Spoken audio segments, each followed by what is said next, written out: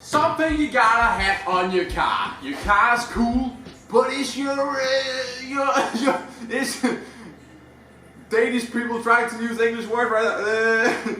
Trying to English words corroborated and break. I gotta hit it right there. Cool car, right? Damn right it's a cool car. But is the cooling system cool? Damn, always. You got a cool ride, but do you have a cool cooling system? I doubt that. Not as cool as the coldcase radiator. This thing get frosty. So right here, coldcase radiators hooked us up with the coolest sponsorship on this car. Cool.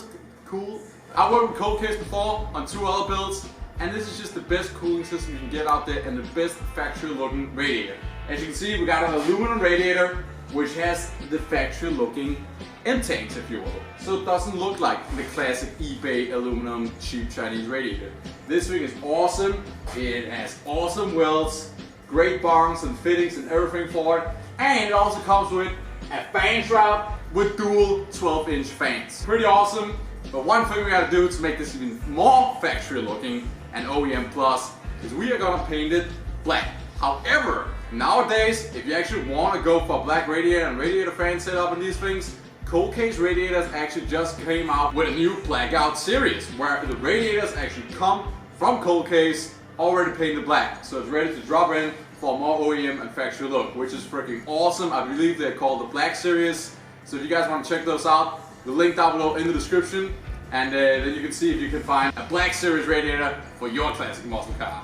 What we're gonna do right now, me and Crystal, is we're gonna throw some paint on it. So we're just gonna put the radiator down on the floor and we're gonna scuff it up with like a Scotch pad or some sandpaper, and then it's gonna be a little bit better for adhesion on the paint. So we're gonna throw some black satin paint on there, I believe. I actually think I went with glossy paint.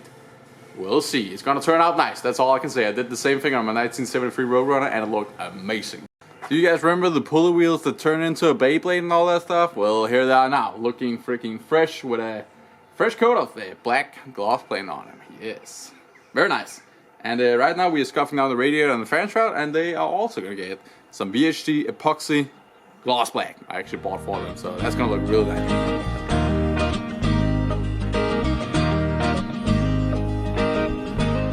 So radiator and fan shroud is all glossy black now, and now we're just gonna wait for it to dry. Carefully placed it on top of my 2 fans because I had nowhere else to hang it or put it, because I hang it up in my door to the garage here, and then we have to close it because I have to leave right now. So it might get a scratch or 2 right there where it's laying on right now, because the paint is definitely not cured, because I think this paint almost takes like 24 hours to cure, to get dry, and then it actually takes like 7 days to actually like completely cure to the core, if you will, which is kind of unsafe. But usually this epoxy paint from VHC is pretty damn good and holds up great. It's like a chassis epoxy paint for like suspension parts and whatnot.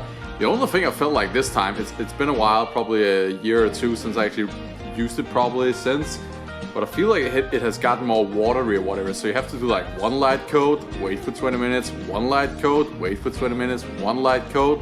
Like, it was really hard to cover some of the like the welds or small tech stuff like the QA1 stamping or whatever, because like the paint kind of runs off the letters or whatever, so the letter is still actually bare aluminum. Like it's too thin almost, the paint, in some weird way. I don't know, it was a little bit hard to work on. I don't know if it's the condition of the weather that is kind of cold still in the air, or it's just the VHC has gotten worse, sorry to say, because usually products are just getting worse nowadays, So it's actually the next day, because I kind of wanted to wait till the paint cured in this radiator, but it's time to put in the coldcase radiator. Man, does this look cool, and then it turned out great with the gloss black epoxy VHC paint, which didn't turn out too glossy, if you know what I mean. It doesn't look like it got bathed in clear coat. It just has a good factory copper radiator shine to it, like a factory radiator probably would look like when it came right off the showroom.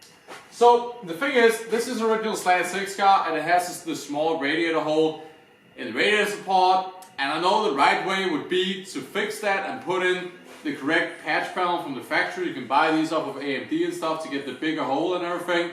But honestly, in my Roadrunner I had the smaller hole as well and put a bigger radiator in it, and even though the hole wasn't open up so the air technically didn't get into it, I mean that thing was running like 170 all day, you know what I mean? Like it was cold. So we're just gonna throw it in. And the way we're gonna throw it in is there's a little bit of a stand piece or whatever in the radiator support where this bracket's gonna hang out of. So I have these bronze bushings right here that actually came with my temperature adjustment switch thing for my electric fans, because I got an aftermarket different one than the coldcase one, because this one is adjustable, and I hid it over here so you actually can't see it in the engine bay. So there's just a tiny little screw I can actually turn with a flat blade screwdriver to adjust when the fans kick on. Pretty trick. And apparently it came with these bushings for some reason, and there are two of them, and they're absolutely perfect distance over here, so might as well use it. And then grab it like this, and then I can actually grab it. There we go. It is it. There we go. Got it in, and the spacer things worked out perfectly, pretty much. I mean, it's square in the body.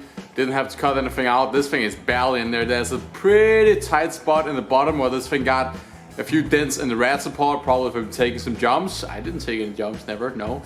And I'm just gonna bend that middle a little bit down because I can already see it's touching the radiator just a little bit. There's just two spots where I just nicked the paint off the radiator. If that thing sits in there and like vibrates a little bit or just sits against the metal, then it's gonna rub a hole in the radiator, some stupid thing like that. So I'm just gonna go down there with a channel lock plier and just, you know, give it a little love and massage right there. But now we're just gonna throw the electric fans in, and then we got the wiring to do. So as you can see, we finally got the radiator and everything in, and we also actually got a radiator hose in there with a Jex radiator filter, which is the reason why I'm doing this. It's a brand new radiator, and this engine block is, well, it's 56 years old, and we still got some rust in it. There's probably some flakes in it. Now it's also been sitting for a year, so it might got some more corrosion or whatever in it. So if there is anything while starting up and the first few miles, it's gonna get caught in that filter, and we could always change out the radiator hose and just throw the normal on there.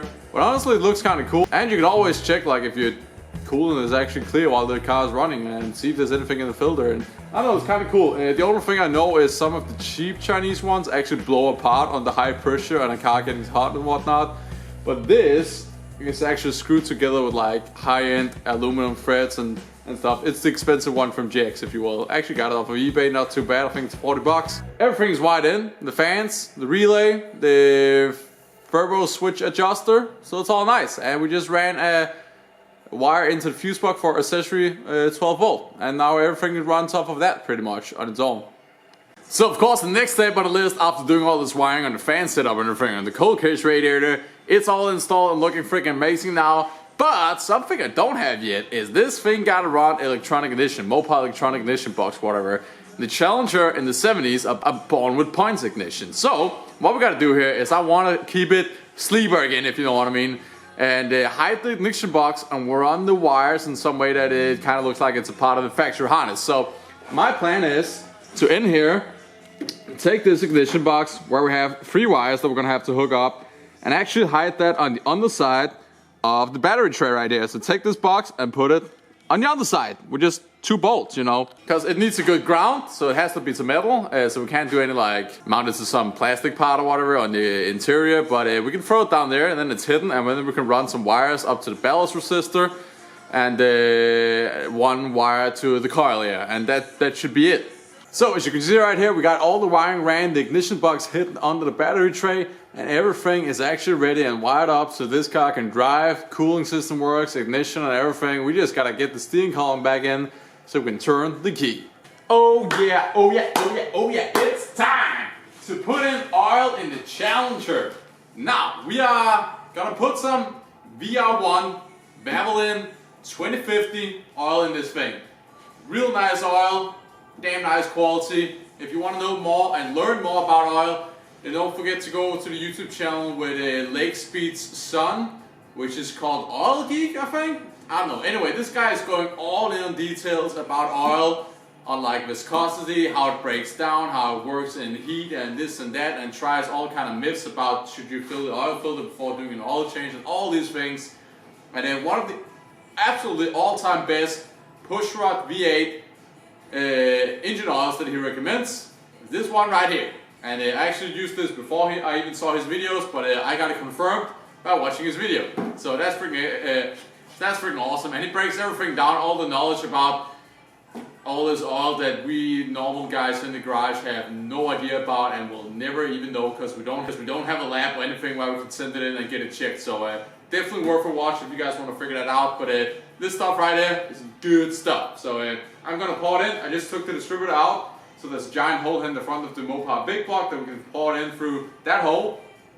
And yeah, let's get it filled up. This is a big oil pan, as you guys probably know and saw, which is ridiculous, stupid big, but I think it holds 8 quarts. But we're gonna put 6 in, check the stick, and then go from there. So this engine has actually been sitting for almost a year now, I guess, with no oil in it. However, I have been put a little bit of oil in it now and then into the cylinders and cranked it over, but yeah, now it's time to actually fill it up. Can I get in here without a funnel? Are we gonna be able to do a no funnel game right here?